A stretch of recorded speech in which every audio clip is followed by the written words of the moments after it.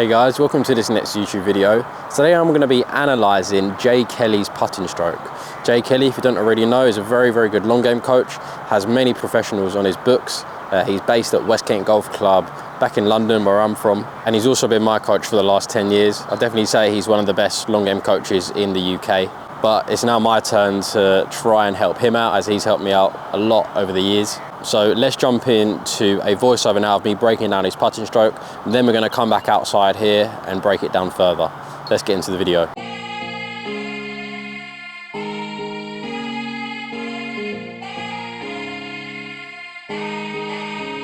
So yeah, let's get straight into it. So Jay suffers with a pull miss, okay, and we're going to talk about a few things that firstly cause that pull miss. When he gets to the top of the backstroke, that face points a little bit towards the left, so he's not opening the face up as much as he should. Okay, there's a few causes of this. The first cause is, I'd say, the toe of the putter is in the air, which then causes the hands to be a little bit lower. So you can just see there that toe sitting on the up. That then sets the hands a little bit lower on where they should. Obviously, if that toe was pointing down, then the hands would have to lift up a little bit and get a little bit higher. Having higher hands promotes more rotation, okay? So where his hands are quite low, that's just not going to promote a lot of rotation on the way back, which is obviously not going to allow the face to open up too much on the way back, which is going to then cause that face to be closed come the impact position. Another thing he does which doesn't help is if we look at his face on view, and I just draw a circle around his head here, you can see when he takes it back, his head moves a little bit towards the target. I'd say when that happens, that can get that path and hands to move a little bit too far inside. So when that path gets a little bit too far inside, then that is going to be when he hoods the face just to compensate for it. So I'd say path is a little bit inside, face is a little bit closed. Both of them things are just going to cause that pull, okay?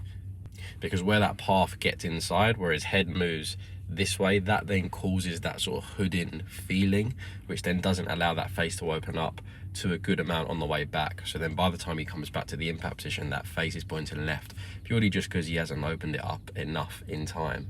So then to compensate for this, because obviously that face is going to be left, Jay obviously is well aware of this subconsciously and probably consciously as well. So what happens is through impact, we see here in this position, I'd say, and then into the forward stroke, there's a little bit of side bend going on. So if we just sort of look at the angle of the spine angle, I'd say it's tilted towards the target, and then there's a little bit of bend here, okay? You can see how the head sort of dropped back as well when he was setting up. Again, if we draw that circle around his head, when he comes through impact, you see how that head drops back of that circle. So that causes that little bit of side bend through the ball, which then sometimes, I'd say on some of these putts, you can see how he does that pretty consistently there, that side bend, and you can just also see on that lead arm how that lead arm disconnects a little bit, just where that side bend's coming in, the head's moving back, and then that elbow's flaring out a little bit. And all of this is more of a pushing movement, so he's just trying to get that face to square up and trying to push that ball back on line. He also says he struggles with speed control, and this is where speed control can be difficult, as he's using other forces here to sort of try and square the face up. So this can cause increased acceleration into the ball, which can obviously take the feeling out of the weight of the putt head, and yeah, cause sort of issues with distance and speed control as well, just because the feel's not going to be as optimal. So as a whole, what we need to do is we need to try and get the backstroke path and the backstroke face in a bit of a better position, allowing the face to not be in a closed state come the impact position. When he starts to get that, then he won't have to add in this move he's doing through the ball, where he's having to push the ball back on line.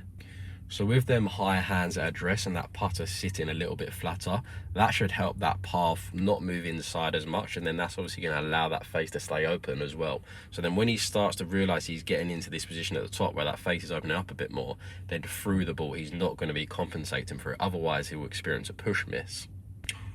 So not only do we need to get this right, we also need to get the body a little bit more neutral as well, and we don't want the head to move down and towards the target at the top of the backstroke, and then we don't want the head to move back through impact as much, causing that side bend through the ball, causing that slight pushing movement. So if we can combine the hands getting a little bit higher at address, the putter sitting a little bit flatter at address, that should solve the backstroke issue, and that should solve the face at impact and not allow that face to point too far left at impact on some occasions.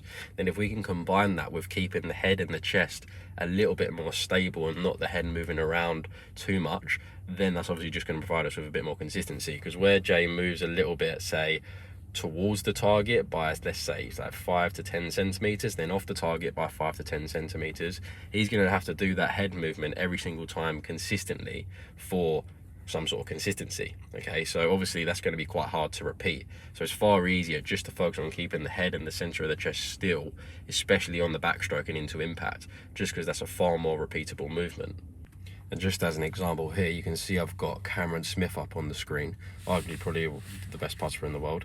And you can just see when I take Jay's swing and I make him go from setup to the top of the backstroke, you can see that movement of the head. Here, Cameron Smith, when he makes from setup to the top of the backstroke, when he makes a stroke, you can see how stable his head's staying. Okay, so if he's combining that head stability with setting them hands in a bit of a better position, then that's just going to provide him with that club face control into the ball. So he's always going to be starting the ball on line. Whereas obviously where Jay's hands get a little bit too low, and then he combines that with his head moving a little bit towards the target, that then gets that path inside and that club face hooded, which causes that pull. So let's jump into a video of myself now. Let's just switch over to that, and I'm going to jump on camera and just explain and demonstrate and elaborate some feels and drills that I'd like Jay to try and improve all of these things, and then to try and eliminate that pull, and again make sort of club face control and just the feeling of the putt head going through the ball far more consistent and far more stable. So now we've broken down his stroke, now we're going to talk about how I want to see the stroke fixed.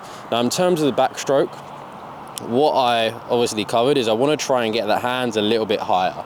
Okay, that's just going to get that toe sitting on the ground. Right now where the hands get low, that toe sits in the air. Low hands just promote less rotation, which is not going to help that pull miss of his. So just getting his hands a little bit higher, really going to help that putter just sit flatter, promote a bit more rotation on the way back.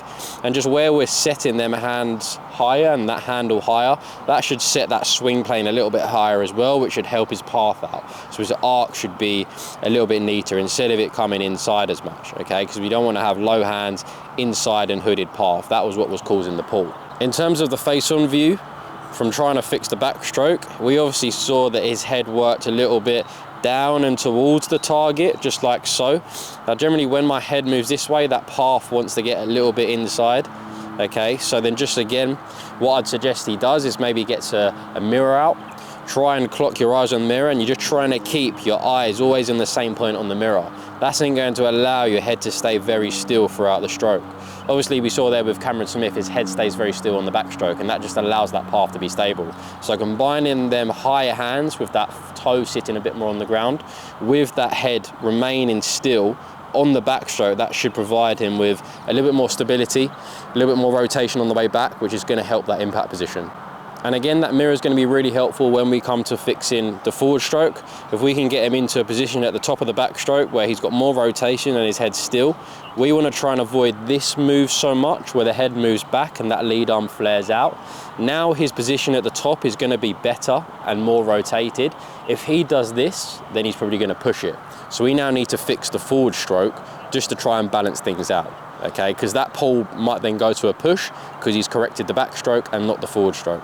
So we need to correct both sides in order to balance things out. So obviously we want to get that toe down, hands higher, make sure the head stays still on the way back. Then we want to make sure that through the ball that head doesn't work too far off center. Okay, it can move a little bit off center, but we don't want it to move too far off center, just where we get that side bend, okay, and then this lead arm flaring out. So a drill that he can do once he's got that backstroke dialed in is he can hold his lead arm in just like so and just practice some one-handed putts there. That's just going to get the feeling of the arm releasing a bit better around the body and that lead arm staying in, instead of when it flares out we get into this side bend and that can cause that pushing movement.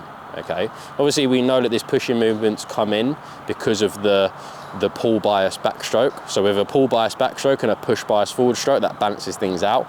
Now we fix the backstroke, we need to try and prevent that push bias forward stroke. And if Jay can hit putts, keeping this lead arm in, that's just going to teach him to release the putter a little bit better, get this lead arm in a bit more of a rotated position around the ball.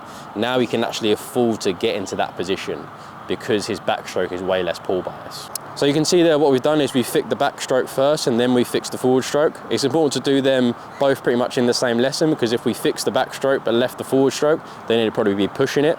So we need to try and balance both things out, make the forward stroke a bit more rotated, and then allow for that nice rotation through the ball and that better forward stroke position and that less push bias forward stroke position. So there's a breakdown of Jay's putting stroke. Hopefully you've learned a little bit more about just the general knowledge when it comes to fixing putting strokes, and hopefully maybe you've taken something away from this change and from these changes that could help you out in your game.